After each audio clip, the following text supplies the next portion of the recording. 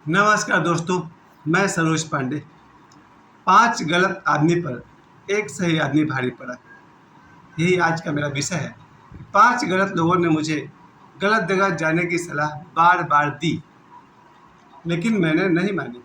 और एक सही आदमी ने मुझे एक बार कहा सही जगह जाने के लिए, और हम चले गए। हाँ प्यारे दोस्तों, परसों था बुद्ध पूर्णिमा, और मेरे 5 करीबी लोग, जिन्हें मैं अपना भाई कह लूँ तो अच्छा रहेगा, मेरे भाई जैसे करीब से करीब लोग, अपना भाई नहीं, 5 भाई जैसे लोग, मेरे दोस्त, जिन्हें मैं अपना करीब से करीब कह लूँ, उन लोगों ने मुझे कई बार गलत राय दिए, गलत जगह जाने के लिए कहा। मैं चुपचाप सुनता था, ना हाँ न ना। लेकिन जैसे ही बुद्ध पूर्णिमा की सुबह मेरे बेटे ने मुझसे कहा कि पापा बोधगया चलिएगा, और मैंने कहा हाँ, बस यही बात याद रखिएगा। 5 गलत पर एक सही भारी पड़ा, और पढ़ना ही चाहिए। जीवन में जहाँ जहाँ मेरे जीवन में भटकाव आया, गौतम बुद्ध वहाँ पर मेरे लिए मार्ग बनकर खड़े हो गए।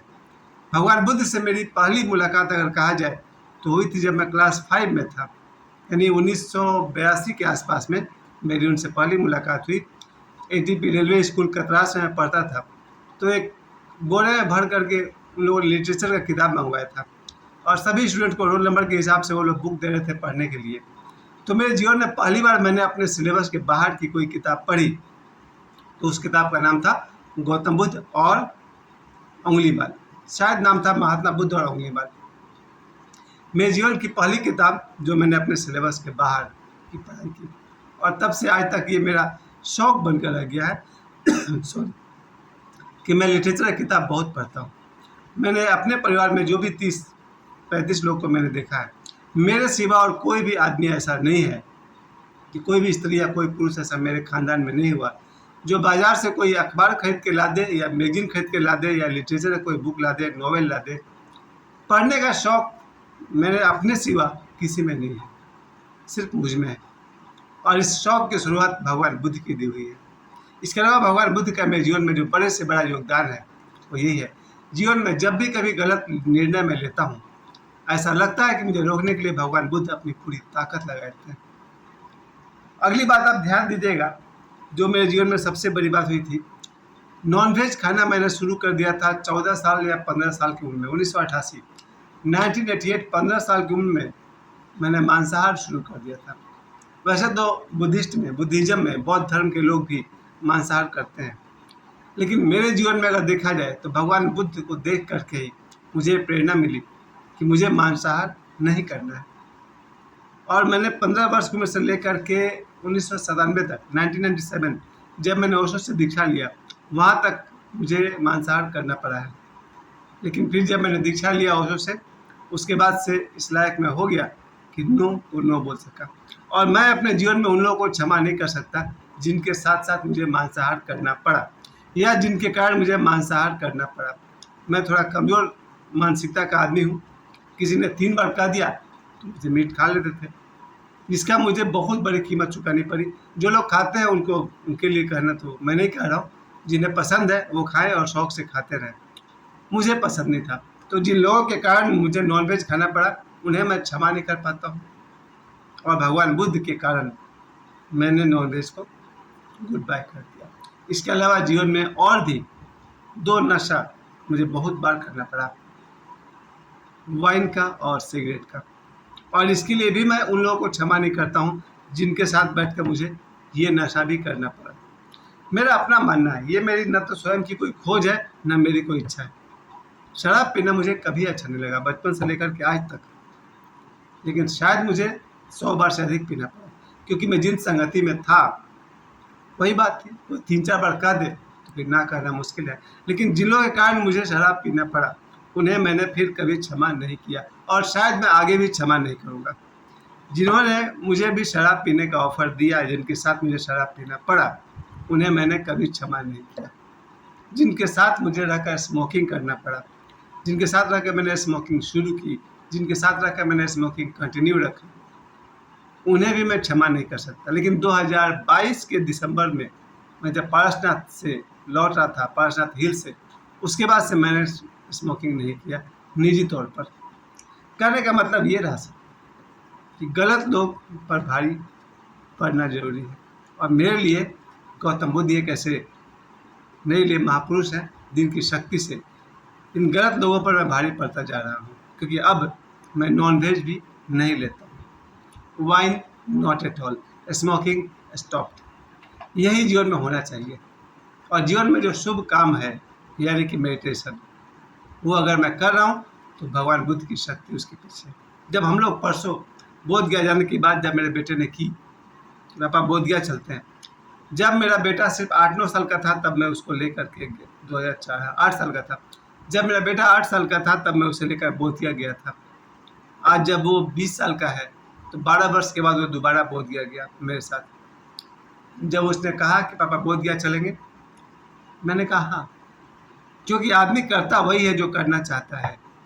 जब मुझे 5 गलत जगह जाने की राय लोग देते थे, ये मेरे 5 भाई लोग, मेरे 5 दोस्त लोग, मैं बिल्कुल सुनता था और कुछ नहीं खाता था। लेकिन जैसे ही मेरे बेटे ने कहा बोधगया चलना है, मैंने कहा हाँ चलो।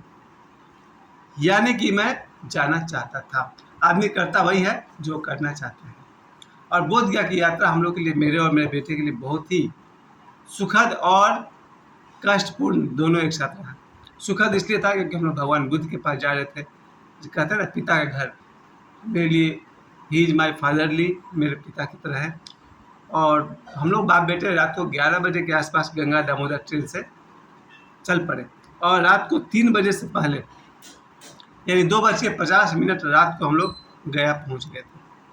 और गया के स्टेशन के बाहर हम लोग बाप बेटे 2 घंटे तक लगभग घूमते रहे। हम लोग 1.5 घंटे तक, यानी कि 3 बजे से लेकर 4:30 बजे तक हम लोग स्टेशन के बाहर घूम रहे थे, देख रहे थे लोग सो रहे हैं, कोई कैसे कैसे दुनिया कैसी है। अब रात को जगना एक बड़ा ही अलग अनुभव है, लेकिन अगर आपको वास्तव में कुछ दुनिया को समझना है तो कभी कभी रात को भी जग कर दुनिया को देखिए, एकदम अलग दिखेगा। सुबह 4:30 बजे के आसपास हम लोग चल पड़े बोधगया। और बोधगया हम लोग 5 बजे के आसपास पहुंच गए मंदिर के पास। लेकिन जो मैंने भीड़ वहाँ देखी, मेरे हिसाब से 10-15 लाख लोग जरूर वहाँ पहुँचे हुए थे। इतनी लंबी लाइन कि शायद 2 किलोमीटर के बाद मुझे खड़ा होना पड़े। और ये भीड़ जो सुबह मैंने 5 बजे देखी है, दिन के 12 बजे भी मैंने उतनी ही लंबी लाइन देखी है। यानी 7-8 घंटे से इतनी लंबी लाइन कहाँ से लोग आ रहे हैं। और उस पर से अपना मोबाइल जमा कर देना है वहाँ पर। आप कोई भी गैजेट लेकर के नहीं जा सकते हैं, मोबाइल और चार्जर लेकर मंदिर के में प्रवेश नहीं कर सकते हैं। बड़ी मुश्किल हुई। बाकी तो हम लोगों ने दर्शन कर लिया, जगन्नाथ मंदिर वहाँ पर है, बिल्कुल तो भगवान बुद्ध का मंदिर के सामने ही है जगन्नाथ मंदिर, श्री राम मंदिर, वहाँ हम लोग घूम लिए। उसके बाद सुबह हम लोग 8 बजे के आसपास जो 80 फीट वाला मूर्ति है, 80 फीट वाला मूर्ति है, वहाँ भी हम लोग बाप बेटा दोनों पहुँच गए, वहाँ भी घूमे हम लोग। और बाकी जितने भी और भी मंदिर थे, कोई चाइनीज़ था, कोई भूटान का था, कोई सिक्किम का था, अलग अलग देश का, थाईलैंड का था, उन सब मंदिरों में घूमते घूमते हम लोग 10 बजा लिए। सुबह 10 बजे के आसपास हमने आकर के फिर देखा वहाँ पर इतनी लंबी लाइन लगी हुई थी, न जाने कितना किलोमीटर में। अब इतने लोगों के पीछे खड़ा होना है और सबसे पहले आपको अपना मोबाइल जमा करने के लिए एक लंबी लाइन लगानी पड़ेगी। लाइन क्या थी, लाइन तो थी नहीं, एकदम काउंटर के पास लोग भीड़ लगाए हुए थे, कोई डिसिप्लिन नहीं था, यानी अपना मोबाइल जमा करने की होड़ लगी हुई थी। मुझे लगा मोबाइल जमा करने में हमको आधा घंटा लग जाएगा, उसके बाद फिर जाकर के लंबी लाइन के पीछे खड़ा होना बड़ी मुश्किल लगा। लेकिन अचानक 1 सेकंड में मेरे दिमाग में एक बात आ गई। मैंने अपना बेटा से कहा अपना मोबाइल तुम हमको दो, तुम खाली हाथ हो, बस पर्स तुम्हारे पास है, चले जाओ।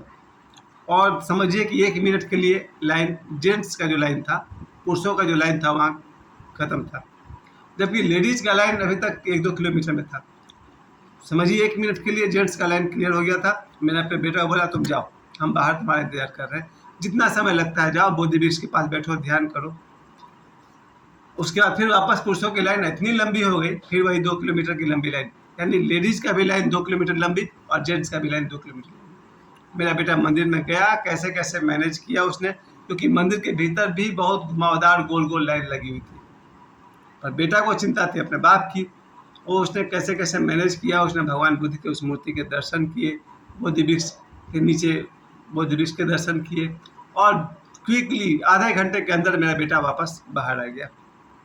लेकिन दिन में 10 बजे के बाद भी मुझ में हिम्मत नहीं थी कि मैं भीड़ में घुस पाऊँ। मैंने 2 घंटा और वेट किया और 2 घंटा हम लोग घूमे कुछ मंदिरों में। 12 बजे दिन में मैंने जाकर देखा फिर वही लंबी लाइन, लेडीज और जेंट्स की इतनी लंबी लाइन।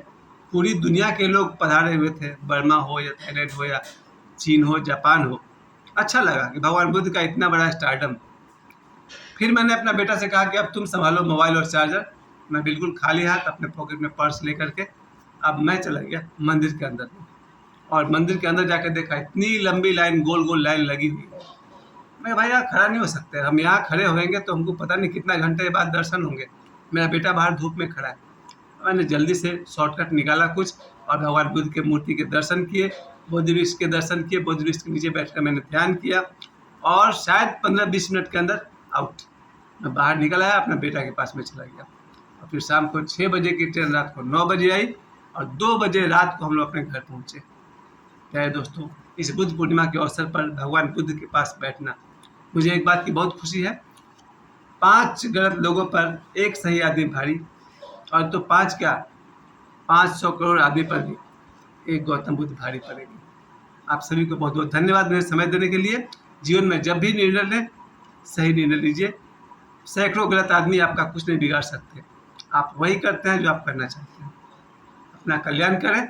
मुझे समय देने के लिए आप सभी को बहुत बहुत धन्यवाद।